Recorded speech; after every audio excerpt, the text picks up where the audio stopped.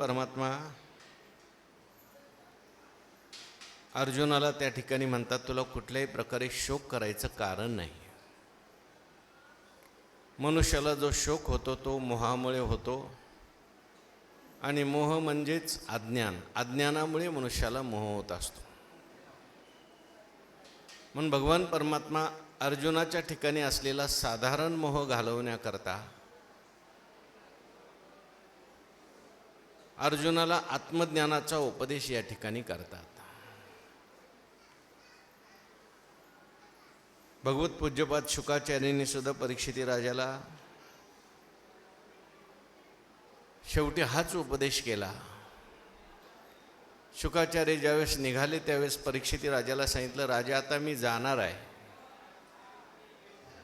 मी गेल्यानंतर कदाचित तक्षक नावाचा सर्प येईल, तो तुला दंश करील. परंतु त्या ठिकाणी दंश जरी केला तरी सुद्धा तू मरणार आहेस ही भ्रांती तू सोडून दे. तोम तू राजन मरिष्येती पशुबुद्धीम इमाम जही. मी मरणार आहे ही पशुबुद्धी तू सोडून दे. कारण शरीर जरी मेलं तरी सुद्धा आत्मस्वरूप आहे ते मात्र नित्य आहे. आणि तू शरीर नसून वास्तविक पाहता आत्मा आहेस. स्वप्नामध्ये ज्याप्रमाणे मनुष्याचा शिरच्छेद होतो, जागृतीत आल्यानंतर मात्र कुठल्याही प्रकारचं दुःख नाही. स्वप्नातला हा शिरच्छेद हा भ्रमाने भासतो, त्याप्रमाणे आत्मस्वरूपाच्या ठिकाणी भ्रमाने हे सगळं भासतं. जन्म मरण हे आत्मस्वरूपाच्या ठिकाणी नाही. म्हणून राजाला उपदेश केला, बाबा राजा तू मरणाचा शोक करू नकोस. आणि राजाला तो उपदेश पटला. राजाने सांगितलं, मरण माझे मरून गेले, मज केले अमर. अगदी त्याच पद्धतीचा उपदेश इथे भगवान परमात्मा करतात. साधारण मोह म्हणजे प्रत्येकाला असलेला मोह, मी देह आहे असं वाटणं, हा साधारण मोह सांगितला. प्रत्येक मनुष्याच्या ठिकाणी हा मोह आहे. तो देहाला मी म्हणतो, देह संबंधी लोकांना माझे म्हणतो, आणि त्याला शोक होतो, दुःख होतं. म्हणून अर्जुनाला भगवान परमात्म्याने सांगितलं, बाबा तुला शोक करायचं काही कारण नाही. ज्या गोष्टीविषयी शोक करायला नाही पाहिजे त्याविषयी तू शोक करतोस आणि स्वतःला पंडित समजतोस, ज्ञानी समजतोस. अर्जुनाने विचारलं, का बरं मी शोक करू नको?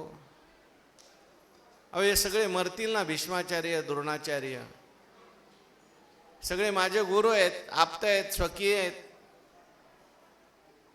तेव्हा भगवान परमात्मा सांगतात, यांना जसं तू समजतोय तसं यांचं खरं स्वरूप नाही आहे. यांचं खरं स्वरूप काय आहे? हे सगळे आत्मस्वरूप आहेत, परमात्मा स्वरूप आहेत. आणि देह म्हटलं की येणारा आणि जाणारा आहे. देहदृष्टीने सुद्धा तुला शोक करायचं काही कारण नाही, ना आत्मदृष्टीने शोक करायचं काही कारण नाही. कारण देह म्हटलं की येणारा जाणाराच आहे, आणि आत्मा जो आहे तो कधी येतही नाही आणि कधी जातही नाही. आत्मदृष्टीने तू जर विचार केलास तर तुझ्या लक्षात येईल, नत्वेवाहम जातु नासम नत्वम नेमे जनाधिपाहा न चैव न भविष्याम सर्वे वयमत परम. भगवान म्हणतात, अहम जातु न आसम इति न. मी पूर्वी नव्हतो असं नाही आहे.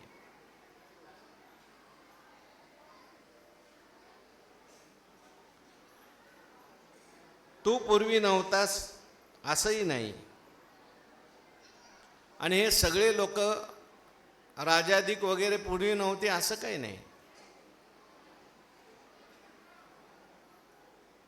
आणि आपण सर्वेत पुढं सुद्धा असून नसू असं काही नाही. म्हणजे मीही पूर्वी होतो, तोही पूर्वी होताच, हे सगळे लोक पूर्वी होते, नवे नवे पुढे सुद्धा आपण सगळे असणारच आहोत. आत्मदृष्टीने जर पाहिलं, भगवान आत्मदृष्टीने बोलतायत आणि अर्जुन जो आहे तो शोक करतोय तो देह दृष्टीने करतोय. आत्मदृष्टी ज्याला प्राप्त झालेली आहे त्यालाच पंडित असं म्हणतात. आणि पंडिताला शोक होत नाही, कारण तो शरीराकडे पाहत नाही, तो आत्म्याकडे पाहतो. तुम्ही आम्ही शरीराला मी समजतो आणि म्हणून आपल्या जीवनामध्ये दुःख होतं. भगवान परमात्मा म्हणतात, मी पहिला नव्हतो असं नाही, मी होतोच होतो. भागवतात सुद्धा भगवंतांनी चतुश्लोकी भागवतात पहिल्या श्लोकात वर्णन केलंय, अहमेवा असमेवाग्रे नान्यद यत्सद असत्परम पश्चादहम यदेतश्च यो वशिष्येत सोऽस्म्यहम्. चतुश्लोकी भागवतात भगवान परमात्मा म्हणतात, मीच होतो पहिल्यांदा आणि मी एकदम होतो रूपानेच होतो.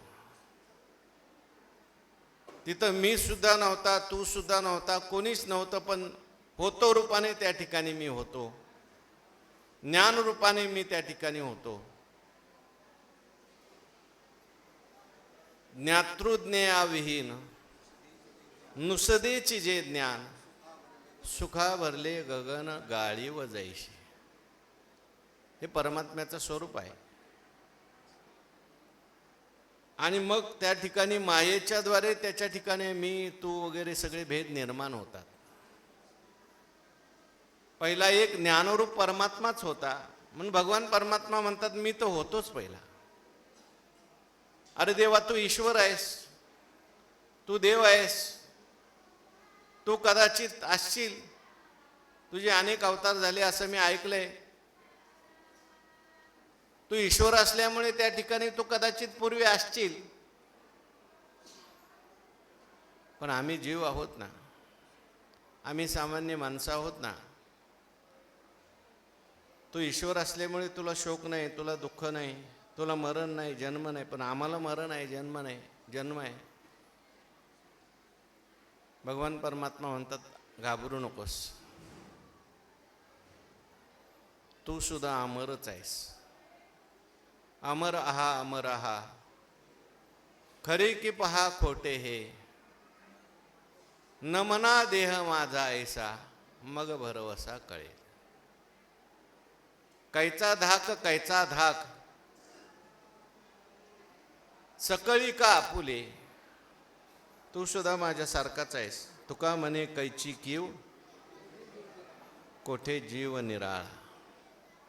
अरे माझ्यात आणि तुझ्यात काही भेद नाही. ममय वंशो जीव लोके जीवभूत सनातना मनःषष्ठानि इंद्रियानि प्रकृती स्थानी कर्षती. म्हणून मी पूर्वी होतोच होतो, आत्मरूपाने होतो, तूही त्या ठिकाणी होतास. आणि हे सगळे लोक सुद्धा आत्मरूपाने होतेच. म्हणून मी कधी नव्हतो असे नाही, तू नव्हतास असंही नाही, हे राजे पूर्वी नव्हते असंही नाही, सगळे होतेच, आत्मरूपाने होतेच. मी नाही असा अनुभव माणसाला कधीच येत नाही. मी नाही असा अनुभव माणसाला जागृतीत येतो का? जागृतीत मी आहेच. स्वप्नामध्ये मी आहे असा अनुभव येतो का नाही येत? येतो. स्वप्न ज्यावेळेस माणसाला पडतं, लगेच दुसऱ्या दिवशी मनुष्य म्हणतो, मला असं स्वप्न पडलं, मला चांगलं पडलं, मला वाईट पडलं. त्या अर्थी स्वप्नाचा अनुभव घेणारा तिथे मी होताच. झोपेत गाढ झोपलेला असतो मनुष्य, पण गाढ झोपलेला असला तरी सुद्धा तिथं स्वप्नातले पदार्थ नाहीत, जागृतीतले पदार्थ नाहीत, मनही अज्ञानामध्ये लीन झालं, पण मी तिथेही आहे. जाग झाल्यानंतर म्हणतो मी सुखाने झोपलो होतो आणि काही जाणत नव्हतो. म्हणून मी नाही असा अनुभव माणसाला कधीच येत नाही जीवनात. नाही म्हटले मेल्यावर सुद्धा येत नाही. मेल्यावर सुद्धा मनुष्य म्हणतो मी मेलो होतो, तिथे मेलो आणि इथे माझा जन्म झाला. त्या अर्थी मरणाचा सुद्धा अनुभव कोणी घेतला? मी नाही घेतला. सांगता येत नाही, तो विसरून जातो. म्हणजे भगवान परमात्मा म्हणतात आत्मरूपाने सगळे आहेतच, आणि पुढे त्या ठिकाणी हे सगळे राहणारच आहेत. म्हणजे आत्मा राहणारच आहे. आत्मा त्या ठिकाणी सगळ्या अभावांचा अप्रतियोगी आहे. आत्म्याच्या ठिकाणी प्रागभाव नाही, प्रध्वंसाभाव नाही, अत्यंत अभाव नाही. आणि जो पदार्थ सगळ्या अभावांचा अप्रतियोगी असतो तो नित्य असतो. अजो नित्य शाश्वतो यम पुराणो. बोला पुढं. न अन्य ते अन्य माने शरीरे. आत्मा नित्य आहे, त्याला शरीर जरी नसतं झालं तरी आत्मा जसाच्या तसाच आहे. म्हणून तू शोक करायचं काही कारण नाही. भीष्माचार्यांच्या विषयी शोक करू नको. शोक करतो तुला शरीराच्या विषयी शोक वाटत असेल, भीष्माचार्यांना तू शरीर का समजतोस? तुला तुझ्या मरण्याविषयी शोक वाटत असेल, तू तरी तुला स्वतःला शरीर का समजतोस? आणि शरीर हे येणारं जाणारच आहे. आत्मा कसा आहे? अविनाशी आहे. न त्वेवाहम जातो नासम न त्वम नेमे जनाधिपा न चैव न भविष्यामः सर्वे वयमतः परम. म्हणून तुला कुठल्याही प्रकारे शोक करायचं कारण नाही. आत्मा जो आहे हा त्रिकाला बाधित आहे, नित्य आहे. आणि म्हणून त्या दृष्टीने तू पहा भीष्माचार्यांच्याकडे. अर्जुना सांगेन ऐक, येथ आम्ही तुम्ही देख, आणि हे भूपती अशेख आदी करोनी. अर्जुना, तुला आणखीन एक गोष्ट सांगतो. शोक करायचे कारण का नाही त्याची गोष्ट सांगतो. का नाही शोक करायचा म्हटले? कारण तू नीट बघ, विचार कर. अर्जुना सांगेन ऐक, येत आम्ही तुम्ही देख, आणि भूपती हे अशेक आदी करुणी. नित्यता ऐशेची असोनी, ना तरी निश्चित क्षया जाऊनी. हे भ्रांती वेगळी करुणी दोन्ही नाही. या दोन्ही ओळीचं एकत्र चिंतन करायचं आहे. तू विचार कर अर्जुना. येथ आम्ही, आम्ही म्हणजे भगवान म्हणतात मी, तुम्ही म्हणजे भगवान म्हणतात तू, आणि हे भूपती अशेक म्हणजे बाकीचे सगळे लोक आले.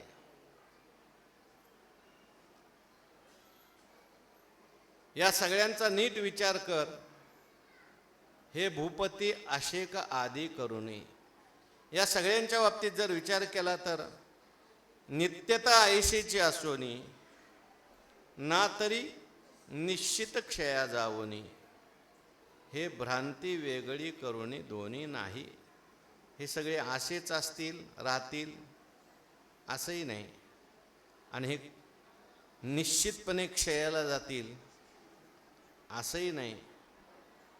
हे कायम राहतील ही भ्रांती आहे, आणि कायम मरतील ही भ्रांती आहे. हे भ्रांती वेगळी करोनी दोन्ही नाही. हे दोन्ही, ही दोन्ही भ्रांती आहे.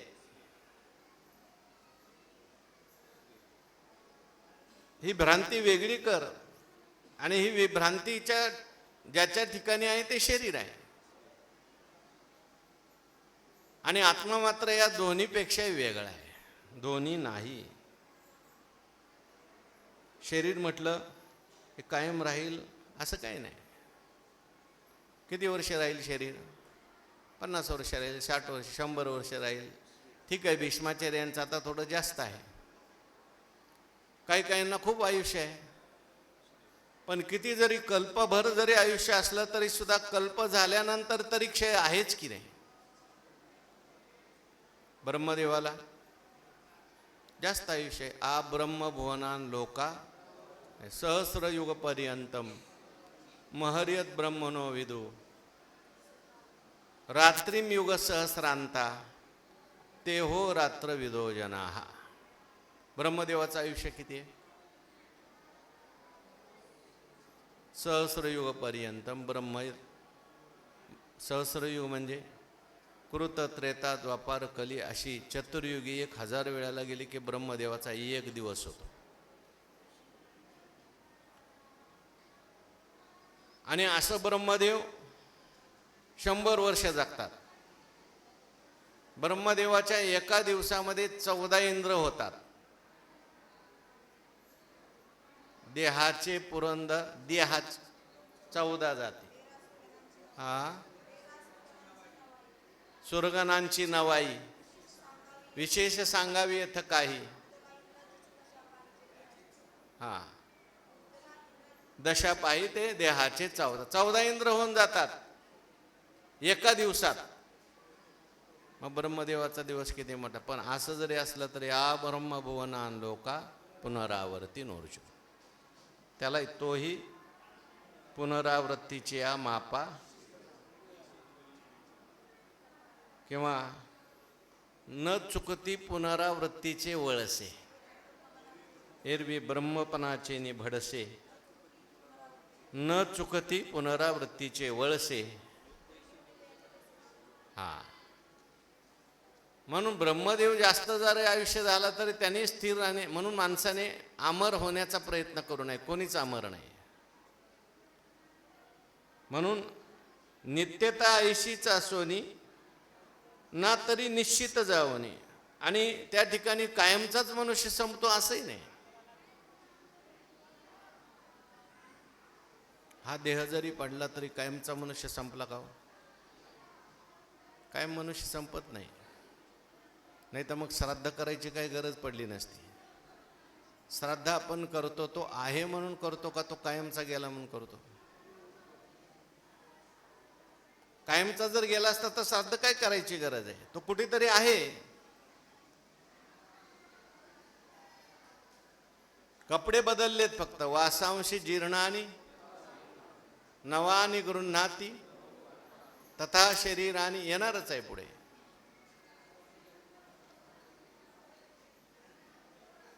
मोबाईल बदललाय, कार्ड तेच आहे.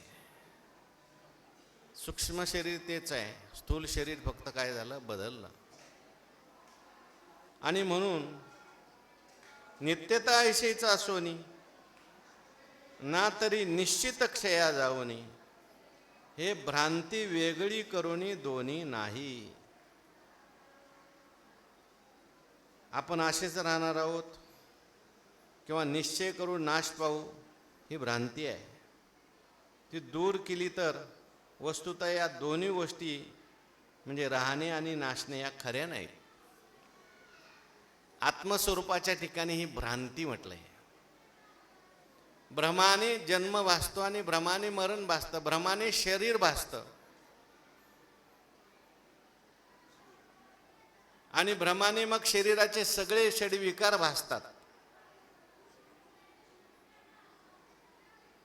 जसं भ्रमाने दोरीवर साप भासतो, भ्रमाने शिंपल्यावर चांदी भासते, भ्रमाने ज्याप्रमाणे स्वप्न भासतं. अनेक शरीर भासतात भ्रमाने स्वप्नामध्ये. आणि शरीर भासतात, सगळं काय होतं आणि नंतर जागा झाला का त्यातलं काहीच खरं नसतं. मग म्हणतो अरे मी एकटाच आहे. मनची एकले राहते स्वप्नी जेवी. आता सेनात ते सेना नव्हे,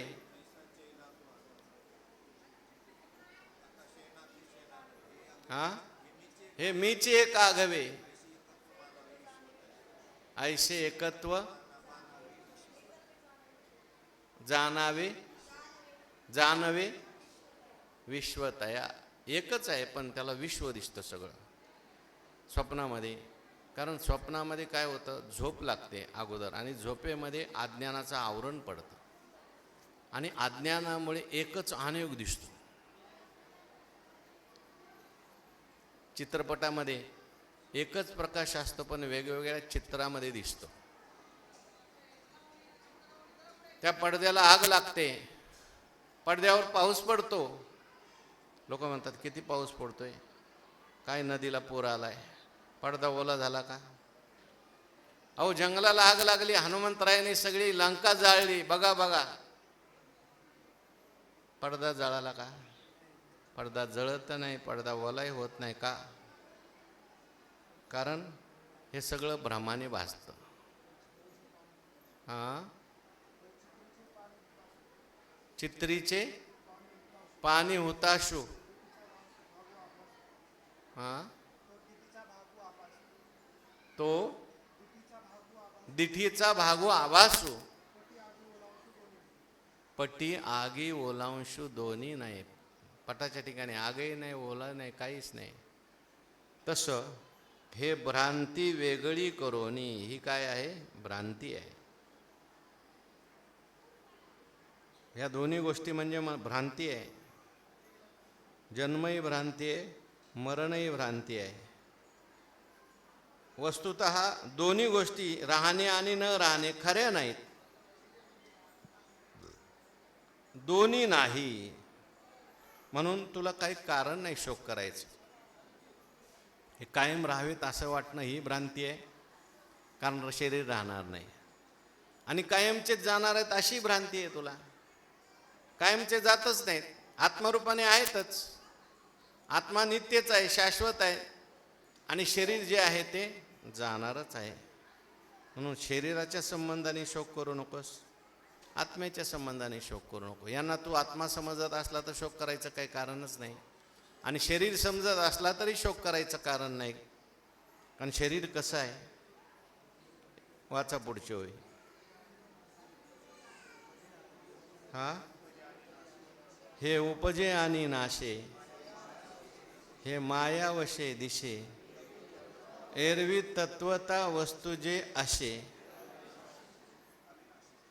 हे म्हणजे जे सगळं आहे, शरीर, अगदी जगत, उपजे आणि नाशे, आणि निर्माण होतं आणि नष्ट होतं, जन्म आणि मरण हे जे दिसतं आपल्याला, म्हणतात ते माया वशे दिसे, मायेच्या द्वारे दिसतं. एरवी जर पाहिलं, तत्वता वस्तू जे असे ते अविनाशीची. आत्मा जो आहे, वस्तू म्हणजे आत्मा. ज्ञानेश्वर महाराज अनेक ठिकाणी ज्ञानेश्वरीमध्ये आत्म्याला, परमात्म्याला वस्तू म्हणतात. एरवी सर्वांच्या हृदयदेशी मी अमुक आहे ऐशी, बुद्धिस्फुरी अहर्निशी ते वस्तुगामी. स नित्योपलब्धी स्वरूपोहम आत्मा.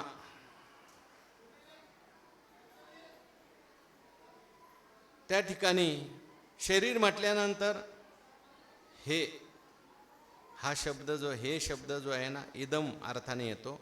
संस्कृतमध्ये इदम शब्द जो आहे तो जगताच्यासाठी आलेला आहे. म्हणून हे जगत उपजे आणि नाशे, उपजे आणि म्हणून नाशे. जे जे उत्पन्न होणार आहे ते सगळं नष्ट होणार आहे. यत कृतकम तत् अनित्यम असं म्हटलेलं आहे.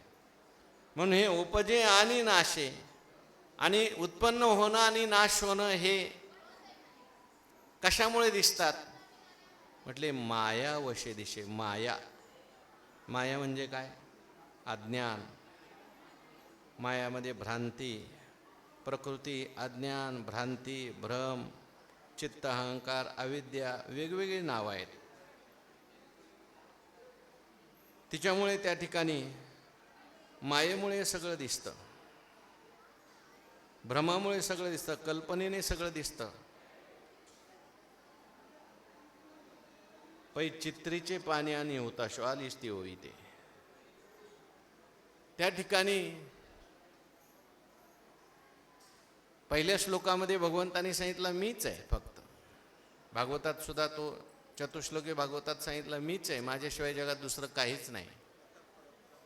मत्त परतरम नान्यत किंचिदस्ती धनंजय मयी सर्वमिदं प्रोतम सूत्रे मणिगणा इव. अहो पण देवा आम्हाला तुम्ही तर काही दिसत नाही, सगळं जगतच दिसतंय. मग हेच तर म्हटलेत, भगवान म्हणतात तृतीय अर्थम यत् प्रतीयेत न प्रतीयेत आत्मने तद्विद्यात आत्मनो मायाम यथा भासो यथा तमा. यालाच म्हणायचं माया, यालाच म्हणायचं अज्ञान. जे नाही ते दाखवते आणि असलेलं दिसू देत नाही, यालाच काय म्हटलंय माया. आपुला आपण पेया विसरू जो धनंजया तेची मूळ या अज्ञानाशी.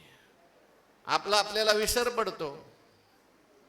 आणि अज्ञानामध्ये मायेमध्ये दोन शक्ती आहेत, एक आवरण टाकण्याची शक्ती आणि एक विक्षेप नाही ते दाखवण्याची शक्ती. जसं झोपेमध्ये माझा विसर पडतो, मी कोण आहे कळत नाही माणसाला, आणि नसलेला तो विक्षेप तयार होतो, स्वप्न तयार होतो. आहे राजा पण त्याला झोप लागली आणि स्वप्नात तो काय होतो भिकारी होतो, आणि त्या ठिकाणी दुःख भोगतो. जाग झाल्यानंतर पुन्हा त्या ठिकाणी काय स्वप्नी परिव्राजे आपणे आपण कुटुंब होईजे मग तयाचेनी धावीजे मोहे सैरा. स्वप्नामध्ये तो संन्यासी होता, त्याचं लग्न झालं, दुःख करू लागला, शोक करू लागला, आणि जाग झाल्यानंतर मात्र काहीच नाही म्हटलं. स्वप्नातलं राज्यही खरं नाही, स्वप्नातलं मरण खरं नाही, स्वप्नातली पत्नी खरी नाही, स्वप्नातली मुलं खरी नाहीत. हे सगळं मला भासलं स्वप्नामुळे. कशामुळे? झोप लागली. अविद्येची निदा विश्व स्वप्नाचा हा धांदा भोगित होता प्रबुद्धा अनादि जो. अज्ञानाची निदा आणखीनाशी चोवी अज्ञानाच्या निदा जो घोरत होता बदबदा. झोप लागलेली आहे सगळ्यांना. ही माया ही झोपवते, अज्ञान माणसाला झोपवतं. आणि आपल्याला सगळ्यांना झोप लागलेली असल्यामुळे हे सगळं जगत दिसतंय. अर्जुना तुला झोप लागलेली आहे म्हणून सगळं जगत दिसतंय, मी तू हे भ्रमाने भासतंय.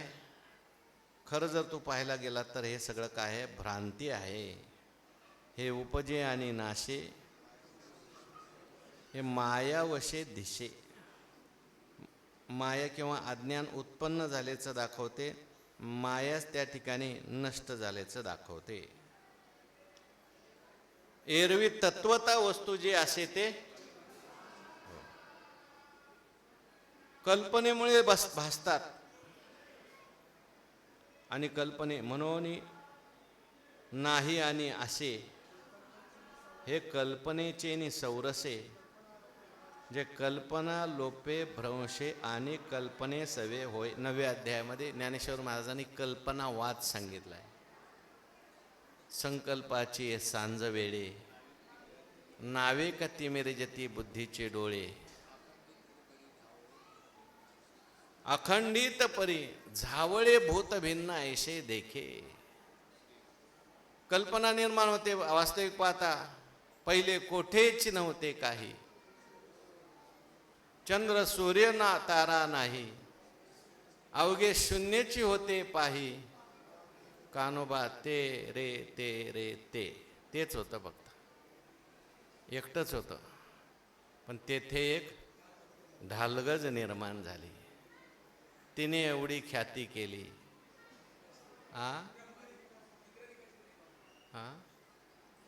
इंद्रादिका काय तिथे त्या ठिकाणी ढालगज निर्माण झाली. नाथ महाराज म्हणतात ही ढालगज आहे. ढालगज कोणती? माया. आणि मायेने सगळं जीव, ईश्वर, जगत हा भेद कोणी केला? मायेने केला. अज्ञानाने झालाय, कल्पनेने झाला. आपल्या कल्पना अखंडे गमती भूते, तशी आपल्या कल्पना अखंडे गमती भूते.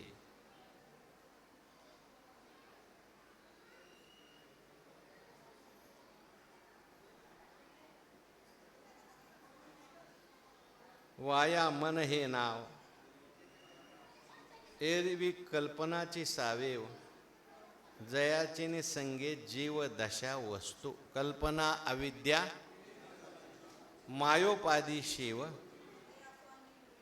हे असो अंगी भरलिया भवंडी. जैशा भोवत दिसती आरडी दरडी, तैशी आपुल्या कल्पना अखंडी गमती भूते. भोवंड आलेल्या माणसाला जसं सगळं फिरण्यासारखं दिसतं, तसं कल्पना निर्माण झाली आत्मस्वरूपाच्या ठिकाणी, की जीव निर्माण होतो, जगत निर्माण होतो. ईश्वर भावसुद्धा कल्पनेनेच निर्माण होतो.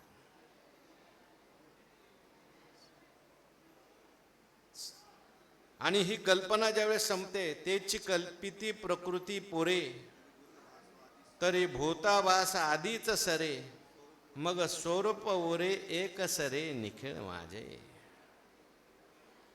कल्पना संपली की एक स्वरूप राहतं. जोपर्यंत कल्पना आहे तोपर्यंत मात्र हे सगळी सृष्टी आहे. म्हणून उपजे, हे उपजे आणि नाशे ते माया वशे दिशे. उत्पन्न होणं आणि नष्ट होणं हे मायेने, कल्पनेतलं आहे. खरा आत्मा उत्पन्न होत नाही, आत्मा कधी कधी मरतही नाही.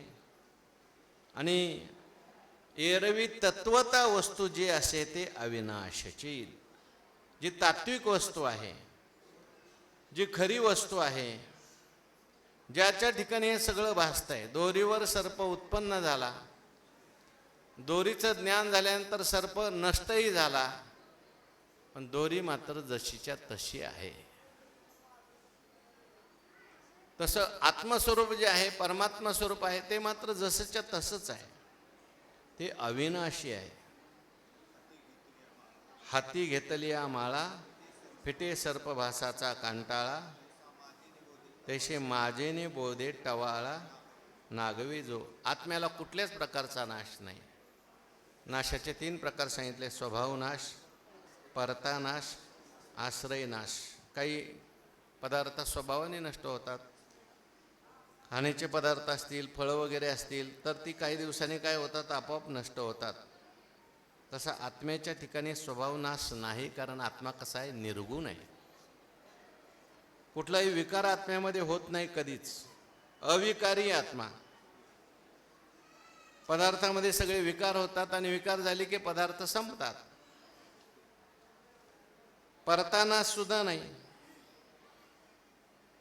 परतानाश कुठल्या वस्तूला असतो? दुसऱ्या वस्तूपासून झालेला नाश. आता उदाहरणतः घट आहे आणि घटाला कोणीतरी फोडलं काठीने, झाला घटाचा नाश. आत्म्याशिवाय दुसरी जगात वस्तूच नाही. त्यामुळे आत्म्याचा परतानाश सुद्धा होऊ शकत नाही. आश्रय नाश नाही. पडवणे गेली या भिंती. तसा आत्माच सगळ्यांचा आश्रय असल्यामुळे जे हे विश्वचे होऊनी असे, परी विश्वपण नासलेनी न नासे. अक्षरे पुसल्या न पुसे, अर्थू जैसा. पाहे पा तरंग तरी होत जात, परितेत उदकते अखंड असत. तेवे भूताभावी नाशिवंत अविनाश जे. ना तरी अटती अलंकारी, नाटते कनक असे जयापरी. तेवे मरतीये जीवा करी अमर जे आहे. अलंकार नष्ट होतील, सोनं जसंच्या तसंच राहतं. म्हणून शरीर होणारी जाणारी आहेत, हे जगत होणारं जाणार आहे, परंतु आत्मतत्व मात्र जसंच्या तसंच आहे, ते नित्य आहे. याकरता ज्ञानोबाराय उदाहरण देतात. वाचा पुढच्या ओळीमध्ये. जैसे पवने तोय हलवले आणि तरंगाकार जाहले तरी कवनके जन्मले म्हणो येतेथ. जसं वाऱ्याने पाणी हलवलं, पवने तोय हलवले आणि तरंगाकार झाले तरी कवनके जन्मले म्हणून येते. तिथं कोण जन्माला आला असं म्हणा नाही, म्हटले तरंग जन्माला आला. वाऱ्याने त्या ठिकाणी पाणी हलवलं. ज्ञानोबा म्हणतात पाण्याच्या ठिकाणी काही तरंगाच्या खाणी आहेत का सागराच्या ठिकाणी? ना तरी सागराच्या पाणी काही तरंगाच्या हाती खाणी. हे अवांतर करणी वारियाची नव्हे. अरे बाबा, वाऱ्यामुळं झालेलं आहे. ना तरी भूमी हातोनी स्वयंभ काय घडिया गाडग्याचे निगती कोंब. प्रत्येक कुलाल मतीचे गर्भ उमटले की कुंभाराच्या सुपीक डोक्यातून सुचलेल्या कल्पना म्हणजे हे मडकं, घागर, पंती, परळ. वास्तविक पाहता काय माती आहे. त्याला नावं दिली कुंभाराने. ही घ्या, मडकं घ्या, घागर घ्या. काय आहे? माती आहे. मडकं असेल तर मग फुटण्याची भीती आहे बरं का. कधी त्याच्यात गंगाजळ भरलं जाईल, कधी त्या ठिकाणी मद्यसुद्धा भरलं जाईल. काही गंगाजळ भरण्याकरता मडक्यांचा उपयोग होतो आणि काही मडक्यांचा उपयोग मलमूत्र विसर्जनाकरता सुद्धा होतो. तुम्ही स्वतःला मडकं समजता का माती? मडकं समजलं तर मग कधी गंगाजळ होईल, आनंदही होईल, आणि मलमूत्र वाहण्याची वेळ आली तर कधी दुःखही होईल. आणि मडकं समजलं तर नेहमी फुटण्याची भीती आहे. म्हणून मडकं समजायचंच नाही. मी कोण आहे? मडकं आहे का माती आहे? मी माती आहे, मडकं नाही. जरी मडकं दिसत असलं तरी ही कल्पना आहे. त्याप्रमाणे पाण्याच्या वर तरंग निर्माण झाला तैसे पवन तोय हलवेले आणि तरंगाकार झाले. तरंग निर्माण झाले पाण्यावरून. आपण जर पाण्यावर हवा जरी आली तरी तरंग निर्माण होतात. आणि मग काही माणसं म्हणाले, अहो या चला बघा बघा पाण्यावर किती तरंग जन्माला आलेले आहेत. पाण्यावर तरंग जन्माला आले का? पाण्यावर तरंग जन्माला आलेच नाही, पाणीच आहे. उदका वेगळा नवे तरंग निराळा. पाणीच आहे, पण पाण्याला तुम्ही तरंग नाव देताय. पाण्यावरचा तरंग किती धावत धावत गेला तो काही जमिनीवर जातो का? पाण्यावरील तरंगो जरी धावेन्नला सवेगो तरी नाही भूमी भागो क्रमिला तेने. कोण कोठे उत्पन्न झाले? लाट उत्पन्न झाली, लाट नष्ट झाली. मज तरंगपण असे का नसे, ऐसे उदकाशी काही प्रतिभासे. ते भलते वा जैसे तैसे उदकची. कल्लोळ कंचुक न फेडिता उघडे उदक, तेवी जगेशी सम्यक स्वरूप जो. चांगदेव 65 ज्ञानोबा म्हणतात, कल्लोळ कंचुक. कल्लोळ ही कंचुक आहे, चोळी आहे. पाण्याने गाय घातली, कल्लोळ रूपी चोळी घातली. आणि त्या ठिकाणी नाही म्हटलं आता पाण्याला पाहायचंय ना, तरंग बाजूला करा, ती चोळी बाजूला करा, वस्त्र बाजूला करा आणि पाण्याला पहा. ज्ञानोबा म्हणतात, कल्लोळ कंचुक न फेडिता उघडे उदक. ते कंचुक घातली तरी ते उघडच आहे, नाही घातली तरी उघडच आहे. तैसे जगेशी सम्यक स्वरूप जे. तसं जगामध्ये त्या ठिकाणी एक चैतन्यच आहे. तुम्ही ज्यावेळेस त्या ठिकाणी पाहता, आम्हाला जग दिसतंय, जीव दिसतो, ईश्वर दिसतो. हे आपली दृष्टी जी आहे ती अज्ञानाने भरलेली आहे, मायेने युक्त झालेली असल्यामुळे आपल्याला हे सगळं दिसतंय. तुम्हाला गणपती दिसतोय, तुम्हाला मारुती दिसतोय, पण सोनाराला काय दिसतंय? सोनाराला सोनं दिसतं. पण आपल्याला हे दिसत असल्यामुळे नामरूपाशी आले, बाळका सोने वाया गेले. हा, अलंकाराशी आले, बाळका सोने वाया गेले, तैसे नामरूपी दुराविले अद्वैत जया. आपल्याला त्या ठिकाणी सगळं जगत दिसतं, जीव दिसतात, पण संत असतात, महात्मे असतात, त्यांना जगामध्ये काय दिसतं? अवघेची त्रैलोक्य आनंदाची आता, चरणी जगन्नाथा. हो, विठ्ठल विस्तारला जनी, सप्तही पाताळे भरोनी, विठ्ठल व्यापक त्रिभुवनी, विठ्ठल मुनी मानसी. अगोदर त्या ठिकाणी नामदेव महाराजांना भ्रम होता, पण विसोबा खेचरांनी उपदेश केल्यानंतर भगवान परीक्षा घेण्याकरता कुत्र्याच्या रूपामध्ये आले. ते कुत्रं रोटी पोळी घेऊन चाललं. नामदेव महाराज तुपाची वाटी घेऊन त्या कुत्र्याच्या मागे लागले. थांब देवा, तू त्या ठिकाणी कोरडी जर रोटी खाल्लीस तर तुझं पोट दुखेल, तूप बरोबर घे. याहीपेक्षा आणखीन दृष्टी, विद्या विनय संपन्ने, ब्राह्मणे गविहस्तिनी, सुनी चैव स्वपाकेच, पंडिता समदर्शिना. त्यांना जगामध्ये एक आत्मतत्व दिसतं, परमात्म तत्व दिसतं, कारण त्यांची दृष्टी जी असते ती अज्ञानाने युक्त दृष्टी नाही. वेचून आणू कल्लोळ, मनोनी घापे करतळ, ते तरी निखिळ पाणीच. एका माणसाला असं वाटलं की आपण काय करू, कल्लोळ जे आहेत, तरंग जे आहेत ते थोडेसे घेऊन येऊ, पाठीमध्ये भरून आणू. घेण्याकरता गेला तर तरंग हाताला आले का पाणी हाताला आलं? उदकावरील तरंग, तरंग उदकाचे अंग. म्हणून त्या ठिकाणी घडियेचे ने आकारे, प्रकाशिले जेवी अंबरे, तेवी विश्वस्फूर्ती स्फुरे स्फूर्तीची हे.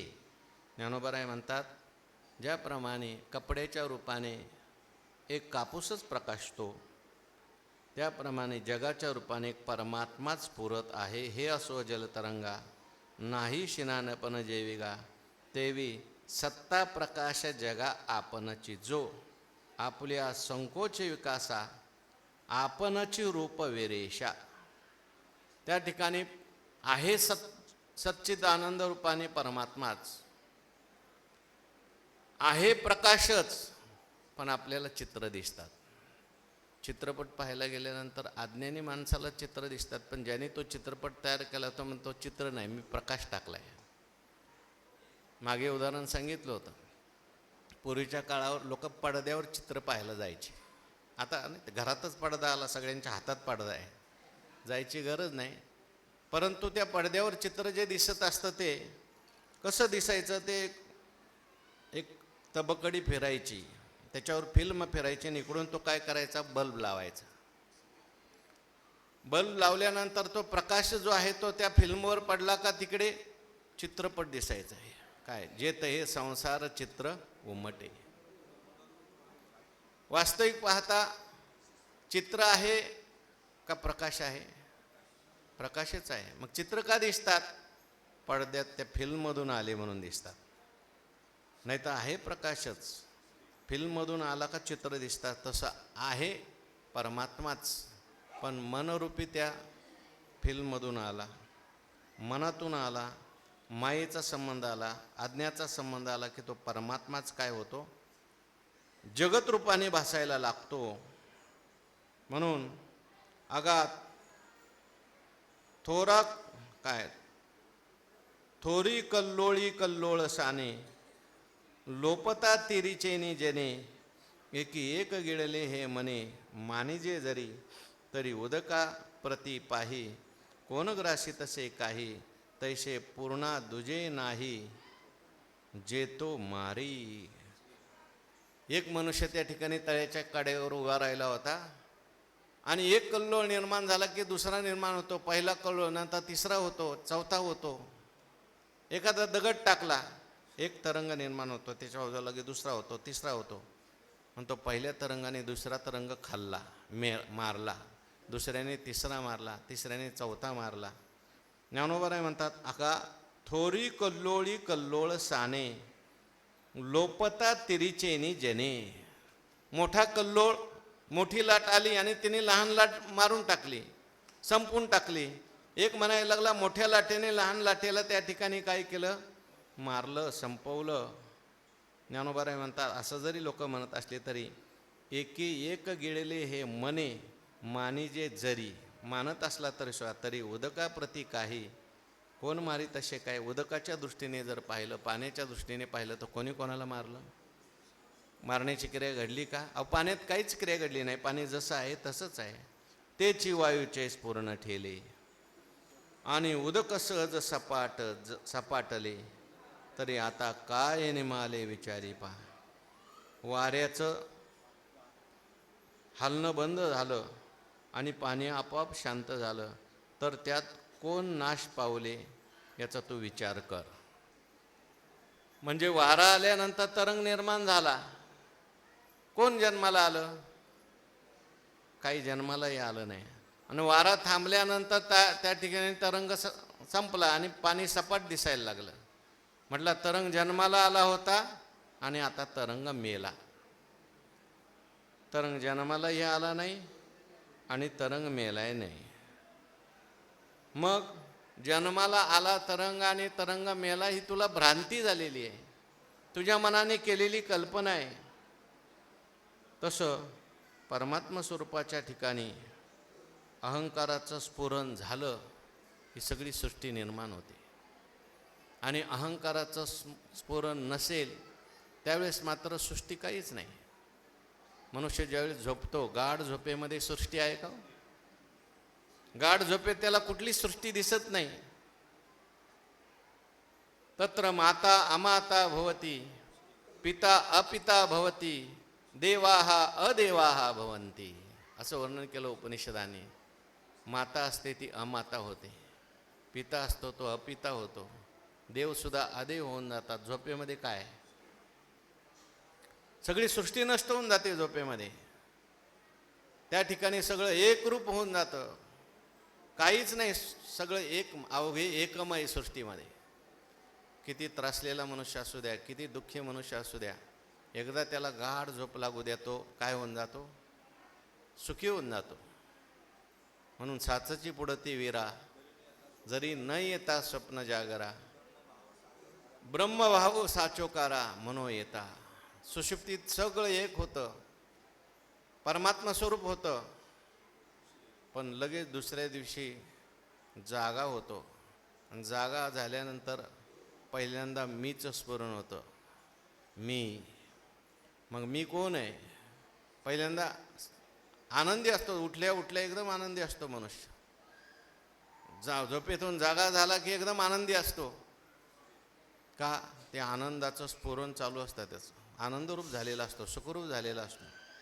पण जागा झाला का लगेच इकडं तिकडं बघतो आणि जो आनंद असतो त्या आनंदाला संकोच करतो, म्हणतो अरे मी सोमाजी गोमाजी कापसे आहे. आणि मग लगेच हे सगळे माझे आहेत, आणि मग सगळे जगातले विचार त्याला चालू होतात. आणि एवढा आनंदरूप झालेला जो असतो तो काय होतो?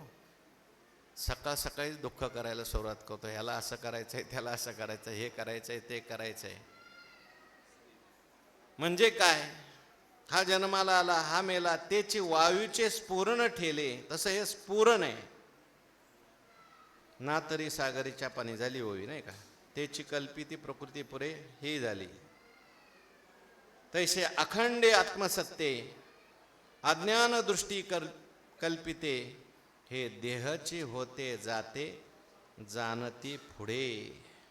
चैतन्य चढे ना ओटे, चेष्टविना चेष्टे, ऐसे आत्मज्ञाने चोखटे जाणते जे. आत्मस्वरूपामध्ये काही निर्माण होत नाही, जन्म नाही, मरण नाही. आत्मा जसा आहे तसाच आहे, नित्य आहे. म्हणून अर्जुना, तुला कुठल्याही प्रकारे शोक करायचं कारण नाही. अरे त्या ठिकाणी हे सगळे तरंग आहेत. त्या नाथ महाराजांच्या हरिपाठामध्ये जीव शिव तरंग असं म्हटलंय. जीव शिव दोन्ही हरिरूप तरंग, सिंधुत्व अभंग. हा, सिंधुत्व अभंग नेने हरी. तरंग आहेत सगळे. जीव शिव काय आहे? तरंग आहे. आणि सिद्ध अभंग आत्मस्वरूप ब्रह्मस्वरूप म्हणजे अभंग आहे. माझ्या स्वरूप समुद्रावरती तरंग ब्रह्मा विष्णू महेश गणपती असं वर्णन केलं.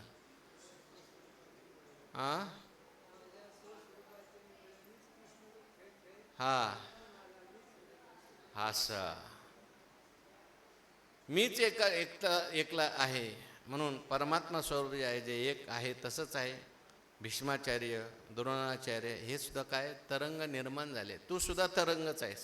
अरे जाऊ दे, तू नाही मी सुद्धा तरंगच आहे. तरंग जन्माला आलेला आहे. वायू हालायला लागला म्हणून हे सगळे तरंग निर्माण. हे जगत म्हणजे तरंगच आहे. आणि कुठपर्यंत हा तरंग आहे? अरे मी वारा हलवलाय म्हणून तरंग आहे. एक दिवस त्या ठिकाणी वारा बंद केला की प्रलय होऊन जाईल आणि प्रलयामध्ये त्यातलं कोणी शिल्लक राहणार नाही. अज्ञान मानलेस म्हणून तरंग आहे ते सगळे. जगतरूपी तुला दिसतंय, जगत निर्माण झालं असं वाटतं. अज्ञान सोडलं, प्रकृती गेली, मग विश्व स्वप्नेशी माया निंद सांडोनी धनंजया चे सहसा चैला अद्वयानंदपणे जो. त्याच्या दृष्टीने काही सुखही नाही दुःखही नाही अशा प्रकारे आहेत. आत्मा मात्र नित्य आहे. देह मात्र होतात आणि जातात. देहाचे अनेक त्या ठिकाणी अवस्था आहेत. यासाठी उदाहरण देतात या ठिकाणी भगवान परमात्मा पुढच्या श्लोकामध्ये. देहिनोस्मिन् यथा देहे कौमारं यौवनं जरा तथा देहांतरप्राप्तिर् धीरस्तत्र न मुह्यति. उद्या 3 वाजता प्रवचन आहे. पुंडलिक वरद हरिविठ्ठल श्री ज्ञान